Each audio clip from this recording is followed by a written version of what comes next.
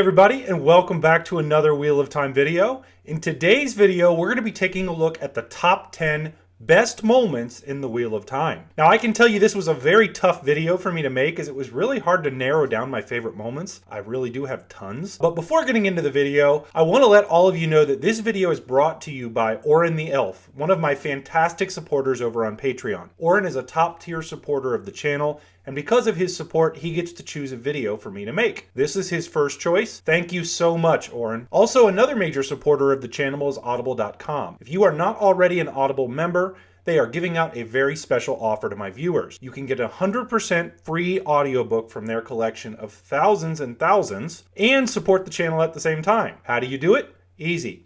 Just head over to www.audibletrial.com/Nablus and sign up for a 1-month free trial. You do not have to keep the service, yet you can still keep the book. I do highly recommend keeping it though, because you get another audiobook every month. If you haven't been through the Wheel of Time's audiobooks, then you are really missing out. It is a totally different experience than reading them, and I highly recommend it. And also, just by signing up, you are really helping out the channel. So let's kick off the video by throwing up a spoiler warning. This video will carry a spoiler rating of red, meaning it will have major spoilers all the way through the final book. Please watch at your own risk. So in diving into the top 10 best moments in the Wheel of Time, I really looked for moments in the series that either gave me goosebumps when I read them, got me fired up and excited to read that section again, or were simply left me very emotionally touched. As I said earlier, the series had so many of these moments that it was really hard to narrow this list down, but here's my best shot. We'll kick it off with number 10. Mat beats both Gawain and Galad. So this moment isn't a particularly pivotal one or anything, but it was the first real moment where we get to see Mat shine in sort of a badass role. Up to this point, he had essentially been possessed by the Shatter Logoth dagger, and right after his healing, he heads down to the White Tower grounds where he sees the warders training and sees Galad and Gawain training with the sword with a whole bunch of female onlookers. Mat, right in character, bets them that he can beat them both together with a quarterstaff. Galad and Gawain are super cocky and they proceed to get their asses handed to them by Mat with a quarterstaff. They are seemingly embarrassed in front of all of the onlookers and they have to pay Mat. This scene really strikes a chord with me as it's always fun to see that those that hold themselves so highly get knocked down a few rungs. Galad and Gawain clearly look down on Mat and believe that they are superior to this farmer. Again, not the most pivotal moment in the series, but it sets the tone for Mat as a character for the rest of the story, and this is the first time that we really see him for the badass that he is. At number 9, Faile comforts Perrin. This is one of the more emotional moments of the series to me, and I think the place that the Perrin-Faile relationship became very real to me. I know they get a lot of hate, especially later in the story, but this to me was a very real moment. During the 4th book, Perrin discovers that his family has been slaughtered. All of them. He's left without any surviving close relatives. We see him try and put his duty ahead and the grieving aside and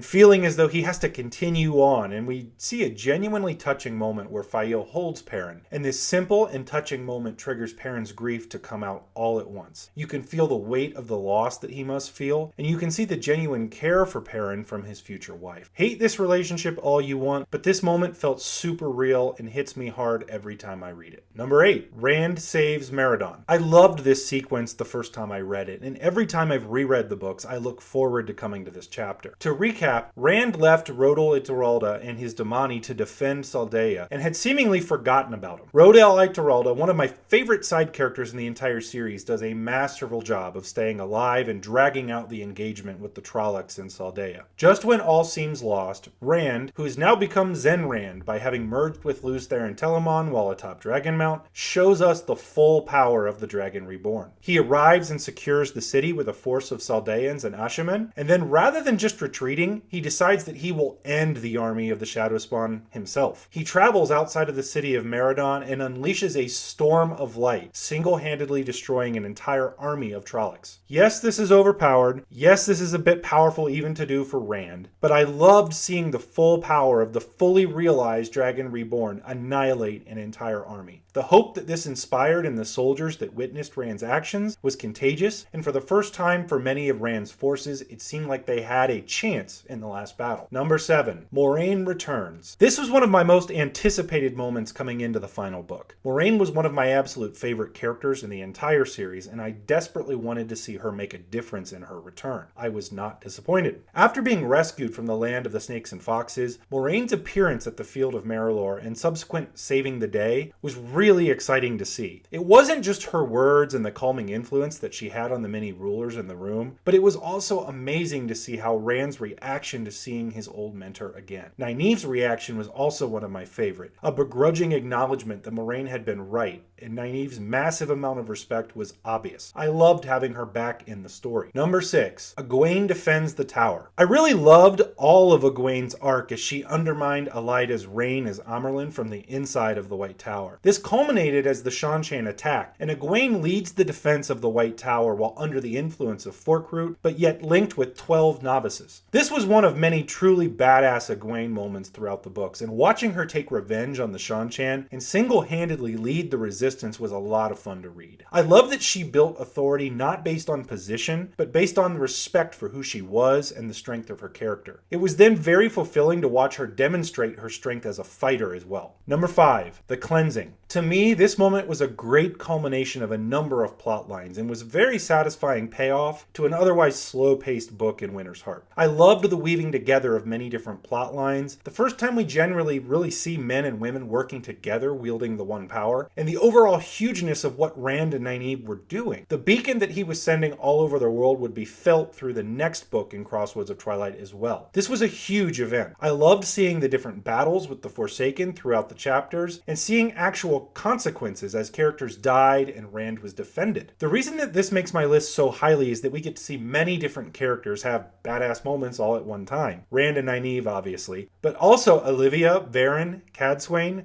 Narishma, and even the Forsaken. It's one of my favorite moments in all of the books. Number 4. The Golden Crane flies for Tarmon Gai'don. This moment almost brought me to tears the first time I read it. And it did bring me to tears when I listened to it in the audiobooks. And I'm not an emotional guy. I don't know how you listen to Michael Kramer reading Nynaeve's demand to the Malkieri merchant while in Saldaea to ride with Lan and not get goosebumps. His breath caught and he stretched out a hand, brushed a finger across the heavy gold signet ring on a cord. Across the crane in flight. How had she come by this? Under the light, how? I recognize it, he told her, his voice suddenly hoarse. My name is Nynaeve te Amira Mandragoran. The message I want to send is this. My husband rides from World's End towards Tarwin's Gap, toward Tarmon Gai'don. Will he ride alone? He trembled. He did not know whether he was laughing or crying. Perhaps both. She was his wife? I will send your message, my lady, but it has nothing to do with me. I'm a merchant. Malkier is dead. Dead, I tell you. The heat in her eyes seemed to intensify, and she gripped her long, thick braid with one hand. Lan told me once that Malkier lives as long as one man wears the Hodori and pledged that he will fight the Shadow. So long as one woman wears the Kaisain, pledged that she will send her sons to fight the Shadow. I wear the Kaisain, Master Aldragoran. My husband wears the Hodori. So do you. Will Lan Mandragoran ride to the last battle alone? He was laughing, shaking with it, and yet he could feel tears rolling down his cheeks. It was madness, complete madness, but he could not help himself. He will not, my lady. I cannot stand surety for anyone else, but I swear to you under the light and by my hope of rebirth and salvation, he will not ride alone. Goosebumps. Every time. There is something about honor, loyalty, sacrifice, and the need to make things right that inspires you. And this is one of the reasons that this series is so damn good. Number 3, Varen's reveal. So another equally badass moment in the series is Varen's reveal to be of the Black Aja. When she blatantly lies to Egwene after Egwene tries to dismiss her, it slaps you in the face and gets your attention. Varen was also so mysterious and her motives were always a mystery. So to finally see not only what she had been up to, but also how heroic her character arc and story had been, I don't know that you can keep this from a list of the top moments in the series. This is also so pivotal to the Light's ultimate victory, as she almost single-handedly destroys the Black Aja from within, by exposing it and helping cleanse the White Tower. Varen was always a badass, but this reveal proved beyond any doubt and cemented her as one of my absolute favorites. Before getting into our top 2, let's go ahead and take a look at some honorable mentions. Nynaeve beats Moghedien. Lan defeats Demon Dread. Moraine's story about Manetheren.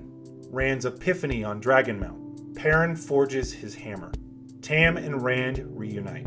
Nynaeve heals Logain. Number 2, the Wayback Terangrial. This almost took the number 1 spot on my list simply because it was the most interesting moment in the entire series to me. Seeing Rand make his way through the glass column Terangrial at Rhuidean, and seeing the gradual history of the fierce Aiel people all the way back to the fall of the Age of Legends and the beginnings of the breaking of the world was not only surreal, but it gave a new depth to the series as a whole. This expanded the world building to another level. Beyond just having different cultures and nations, we got to see a culture evolve over time, but in reverse order. It was genius writing and masterful execution. This scene is one of the highlights of the series and is one of the main reasons that The Shadow Rising is my favorite book in the series. This is a complete masterpiece of fiction and one of the greatest passages in fantasy writing of all time. Number 1, Dumai's Wells. How could this not be on the list? This battle was the coming together of a number of plot lines converging into one single pivotal moment that changed the trajectory of the characters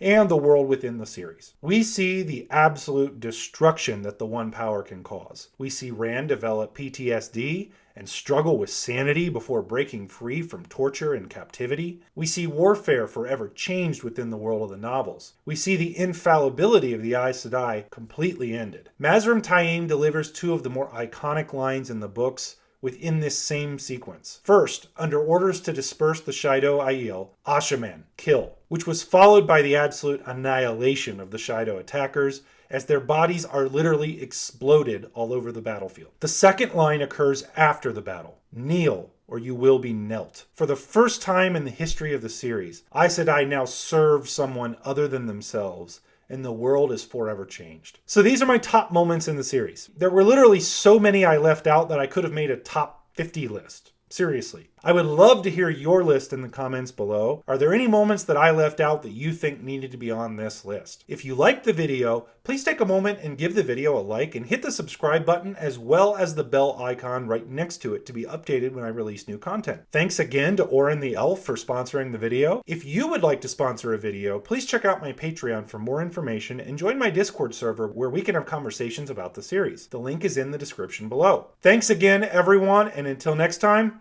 peace out.